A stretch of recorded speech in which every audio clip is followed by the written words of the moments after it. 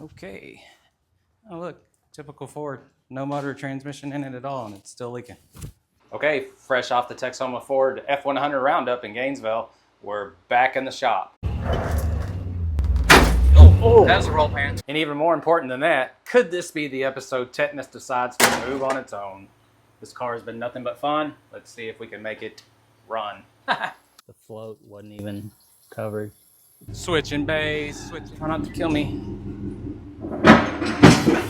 Or not. Hey, if you're new to the channel, what is Tetanus? Tetanus is our 1989 Ford Mustang. It was originally a 4-cylinder car. It's got a 5-liter in it now out of an 89 GT. Pretty much stock internals with a different camshaft, new timing chain, new oil pump, and a on-3 turbo kit waiting in the winds. So hang out and see how this thing turns out.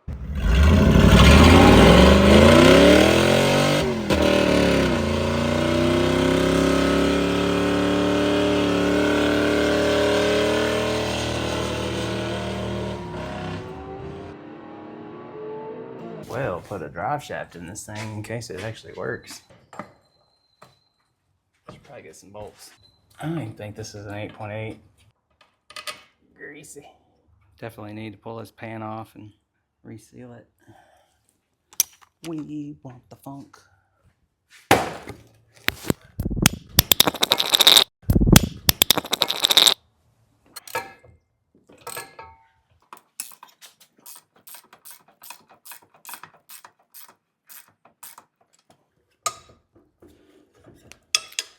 Oh, of course. Dirt acts as Loctite, right? I think I've got a concussion.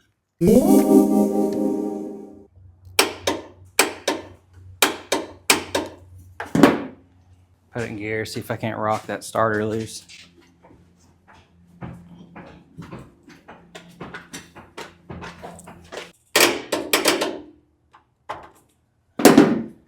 I guess I have to pull that starter out. Half-ass measured a belt, half-ass measured power steering line, guessed on a brake battery cable.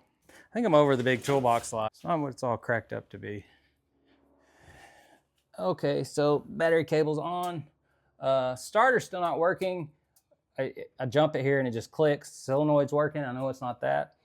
So what I'm gonna do is I'm gonna pick the car up. I'm gonna pull the starter back out. Sometimes you can spray some contact cleaner or just WD-40 on that shaft and that Bendix will start kicking it back out again.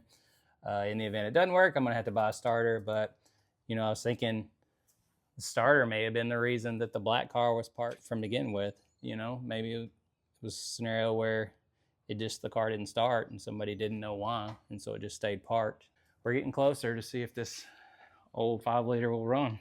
64, the closest thing they had at O'Reilly's was a 64 and an 1/8. So I'm gonna see if I got enough adjustment to make this work. I can go to a bigger crank pulley if I need to. This has got an underdrive crank pulley on it.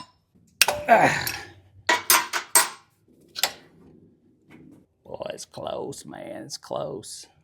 I don't recommend doing this, but I'm about to anyway. Got it. Heck yeah. I think I can even adjust it a little. Next, power steering line. Get this hooked on and then we can start the process of kind of ghetto wiring this thing. This is power steering line too. I didn't cheap out. On with the show. Now I gotta pull the starter off. See if I can't get it to work again. Usually I get long extensions and battle that from the front.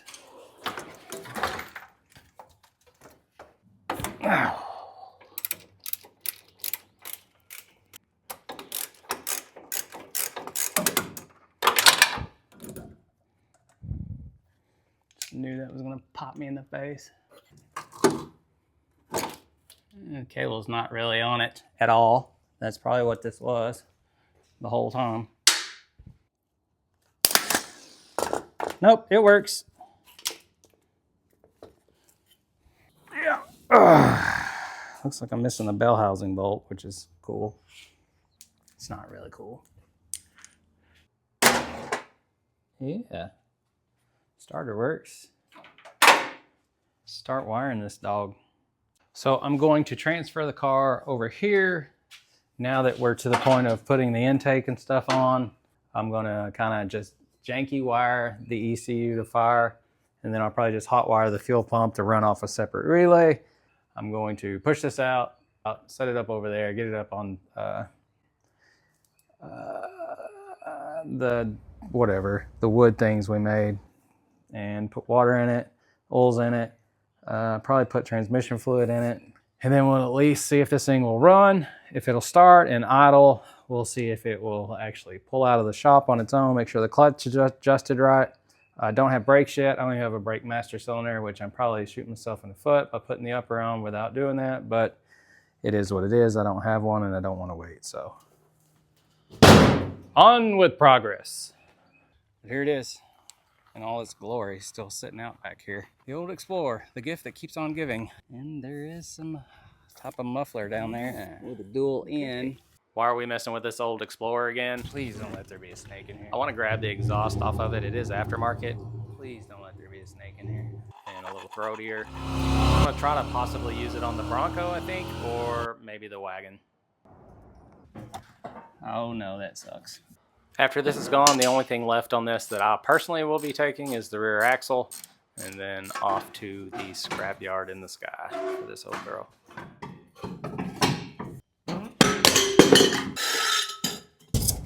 Okay. Oh look, typical Ford. No motor transmission in it at all, and it's still leaking. Need to find some intake bolts. That ground is hooked up. There's the throttle cable. Throw some coolant in it. Let's get it.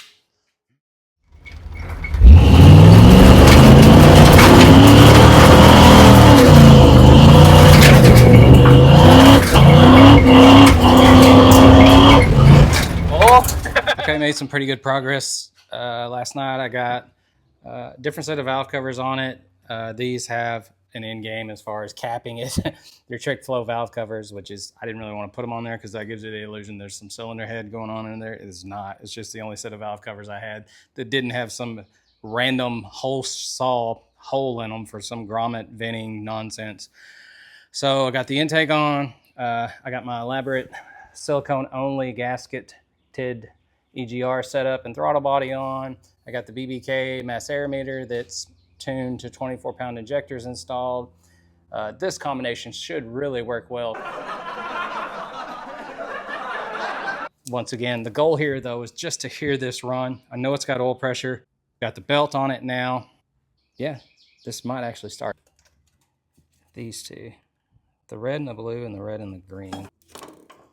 One's start and one's run. I'm just gonna power both of them. Hopefully not fry anything.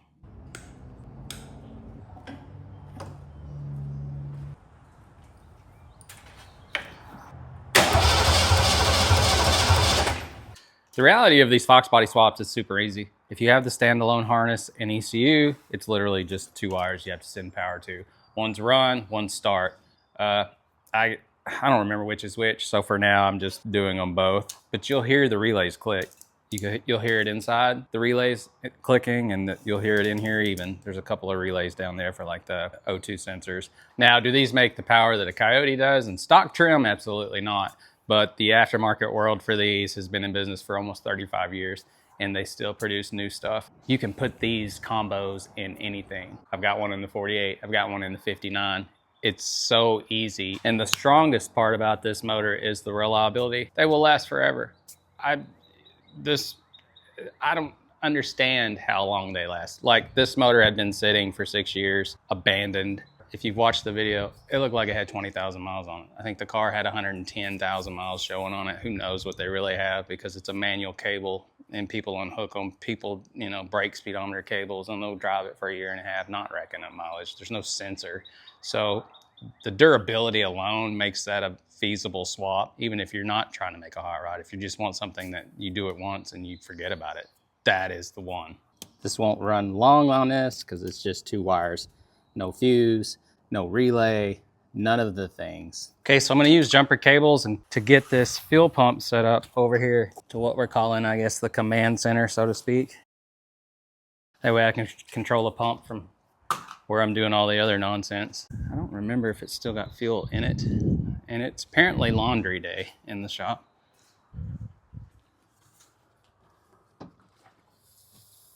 I know, it was pretty empty.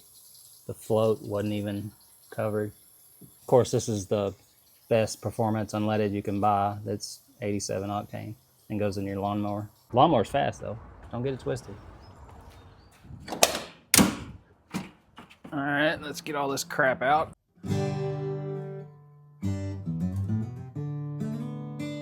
It's like there's nothing in here that would stink anymore, but it smells like a rat doing things. The deck lid carpet is still on there. That's where the smell's coming from. Why does it taste salty in my mouth with a mask off?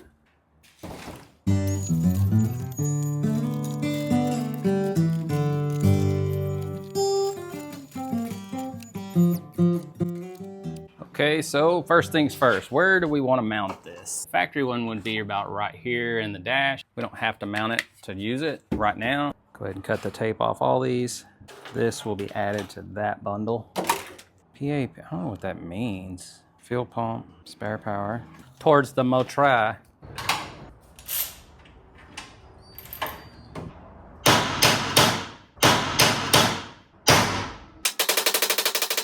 Okie dokie, smoky. Okay, so everyone relax. I'm not gonna make you watch me wire this car. Hell, I don't even wanna watch me wire this car.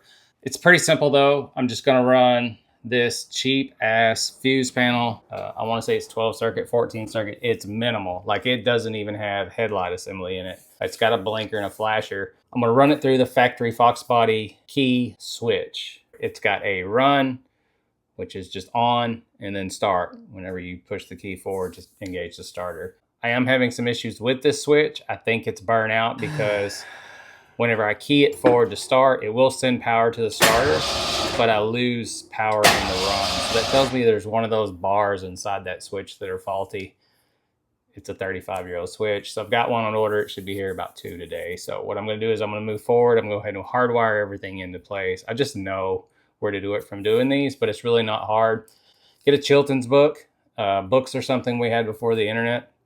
Kids, if you're watching this, adults, you know what I'm talking about. Chilton's, Hayes. In the back of those books is a wiring diagram. It will literally tell you what every wire out of that switch is. But if you don't know, grab one of those books.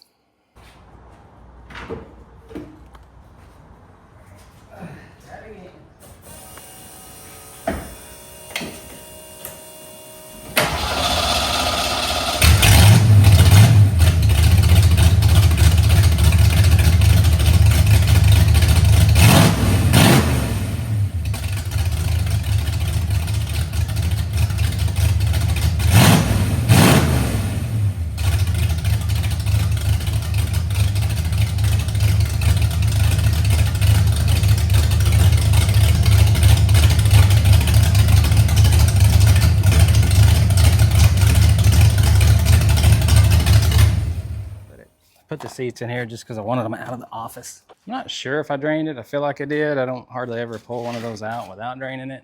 I don't even know that it's a good transmission, to be honest with you. I'm assuming it is because the motor was so good. Or it feels good anyway. It's hard to tell with open exhaust. Anything sounds good at that.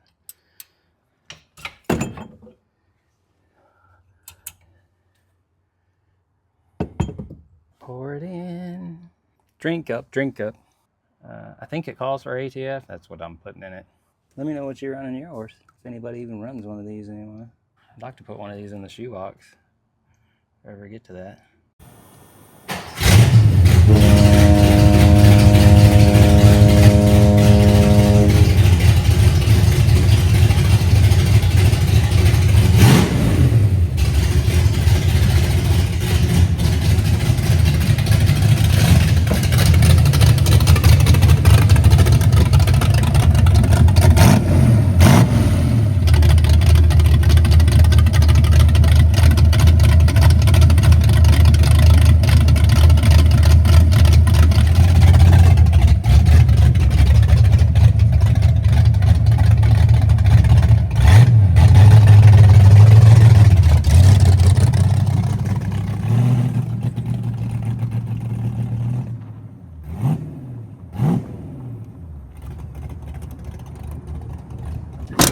Okay, so Tetanus is alive.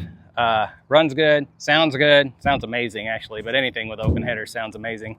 I didn't want to drive it too much because A, it doesn't have any brakes, which I almost hit a column of my house because I went straight to the floor on the brake pedal. Thankfully the e-brake works and it's a standard, and also it doesn't have a fan of any kind, so I didn't want it to get hot. Not sure what we'll do next. More than likely it'll be the turbo kit. I mean, it's either put the turbo on or spend money on exhaust. Why would you spend money on the exhaust if you have a turbo kit? So probably the first person to rationalize a turbo kit because it's cheaper to put it on than to buy a full exhaust for a car, but that's the time we live in. I guess that's it. If you like the channel or you like what you see, or even if you don't, go to muggcustoms.com and pick up a t-shirt, sticker pack. We've got hats coming, all the things that could help maybe keep this thing going another week. So thanks for watching, and I guess that's it. Braylon, you got anything? Braylon shake his head no, so he doesn't have anything. We'll talk to you later.